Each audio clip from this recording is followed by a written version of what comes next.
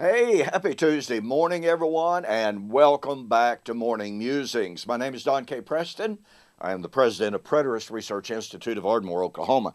Hey, by the way, don't forget, Preterist Pilgrim Weekend 2019 will be July 12th through 14th next year, 2019. All right, our theme will be how to know we're not living in the last days. Got a great lineup of speakers already. Kyle Elliott, Daniel Rogers, William Bell, of course, Michael Miano. I know I'm forgetting somebody, okay? But anyway, yes, I am forgetting people. But the point of it is we've got a really, really great lineup for you. And again, the theme is how to know we're not living in the last days. This is kind of a follow-up on Back to Basics. You know what, folks? If we're not in the last days, there is no future coming of the Lord. If we're not in the last days, there is no future Armageddon. There is no future Great Tribulation. There is no future man of sin. None of that. And by the way, there is no future end of time. Okay? So, very, very important. Make your plans now to be with us next year, July 12th through 14th, 2019, Ardmore, Oklahoma. All right.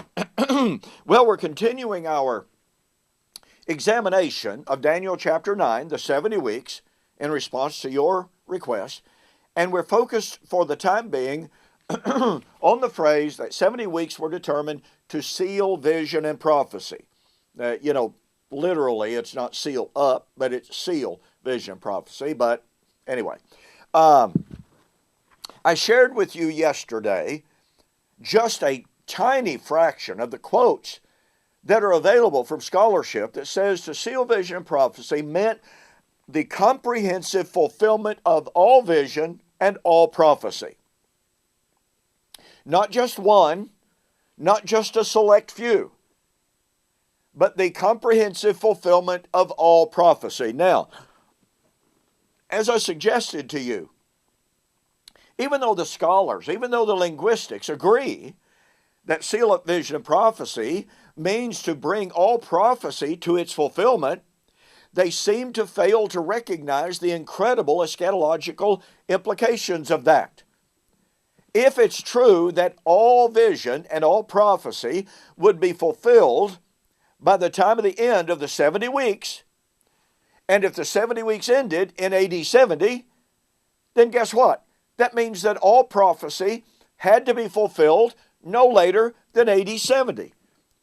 Do you see what I mean? This is incredible.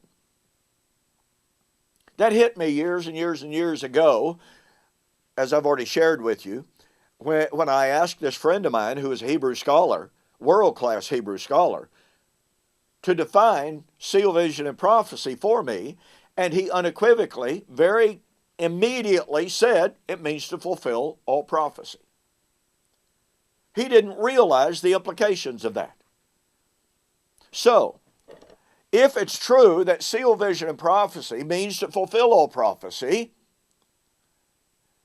and if vision and prophecy, to reiterate, were to be fulfilled within the 70 weeks, and if the 70 weeks ended in AD 70, that means all prophecy was fulfilled no later than AD 70. Now, there is a view out there.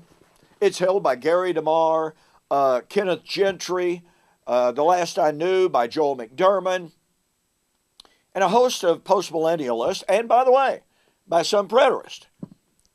And they say that the 70 weeks were actually fulfilled in approximately 33 to 35, with the stoning of Stephen and then the ensuing calling of the Gentiles. Well, that's problematic. And I'm not going to go in depth to refute that view, except to point out that one of the issues, one of the 6 constituent elements of Daniel chapter 9 was to finish the transgression. And that means to fill up the measure of sin. Well, guess what? The measure of sin on the part of Israel for persecuting Jesus' apostles and prophets, was not filled up in the stoning of Stephen.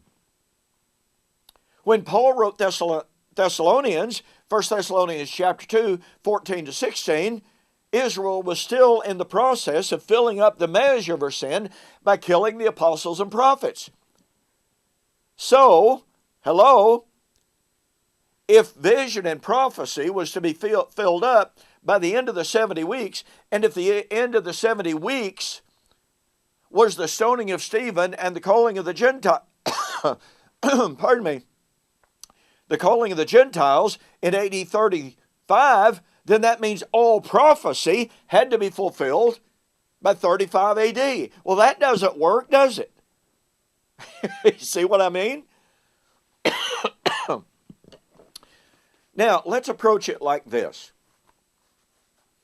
Everyone agrees that I know of, everyone agrees that the time of the resurrection, that's the end of the age. All right? The coming in of the new heaven and the new earth is the time of the fulfillment of all prophecy. Okay? Point number one, the destruction of Jerusalem in AD 70 is still the focus of the 70th week. Daniel 9, 26 and 27. I consider that basically unget-overable. Point number two, look at it from the perspective of the resurrection. Daniel chapter 12, verse 2, many of those who sleep in the dust of the earth shall arise, some to everlasting life, some to everlasting condemnation. Verse, when would that be? Oh, it'd be at the time of the end, verse 3 and verse 4, which was a long way off from Daniel chapter 12, verse 4. But one angel asked another, when shall these things be? When shall all of these things be fulfilled? The other angel lifted his right hand to heaven, his left hand as well, and he said, it shall be for a time, times and a half time. And when the power of the holy people has been completely shattered, all, not some, not a few, not even most, all of these things shall be fulfilled. When was the power of the holy people completely shattered? Oh, that was at the time of the overwhelming flood of the destruction of the city and the temple, Daniel 9, 26 and 27. The fall of Jerusalem in AD 70. Look how this agrees with Luke 21, 22, which, by the way, I discuss extensively in this book, Seal It, Vision and Prophecy. In predicting the fall of Jerusalem in AD 70, what did Jesus say? These be the days of vengeance in which all things that are written must be fulfilled. How many things, Jesus? Now, notice what Jesus is not saying. You know, Joel McDermott tried this argument in our formal debate. Sam Frost has tried this argument in written form. Others have tried this argument. It's one of the most specious.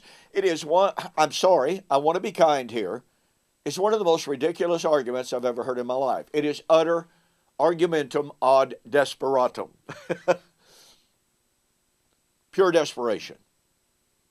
What Jesus was not saying was, well, now, no prophecy will be fulfilled until the fall of Jerusalem, and then at the fall of Jerusalem, all of the prophecies will be fulfilled together. Oh, wait, wasn't the virgin birth before AD 70? Of course.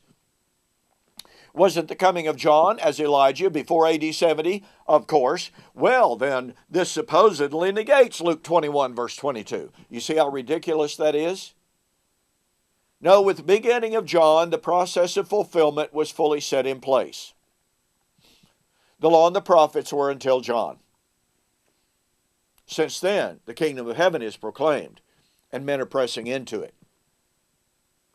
You see, it's a process of fulfillment.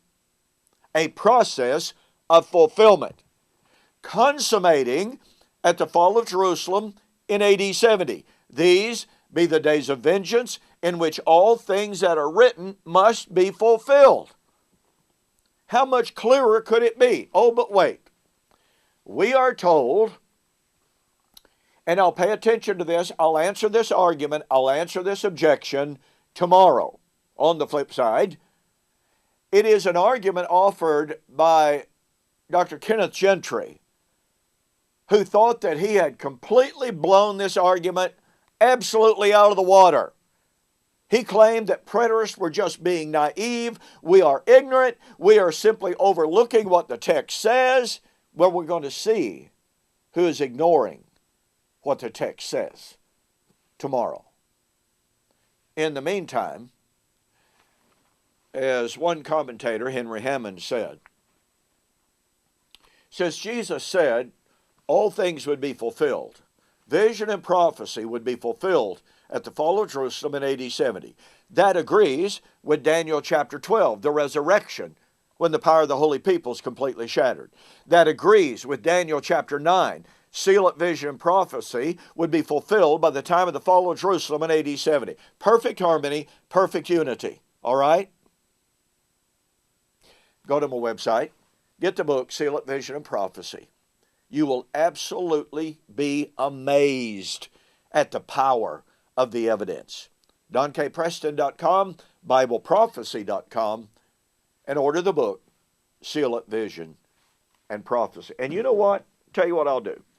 You order the book, Seal at Vision and Prophecy, and I'll give you, free of charge, nothing extra, no extra shipping, a copy of Can God Tell Time? Make sure you mention the offer on YouTube or Facebook. Okay? Send me a note. Don't forget, if you don't mention the special offer, I cannot and I will not include this. And unfortunately, look, I'm sorry, this doesn't apply. All shipping charges apply to overseas orders. I hate that, but it just can't do it. Okay, so tomorrow, I am going to answer the objection offered to Kenneth Gentry to try to respond to the preterist argument on Luke 21:22. What did Jesus say about the fall of Jerusalem? These be the days of vengeance, in which all things that are written must be fulfilled. Has Kenneth Gentry answered that argument? No, he has impaled himself on his own sword. I'll show you that on the flip side.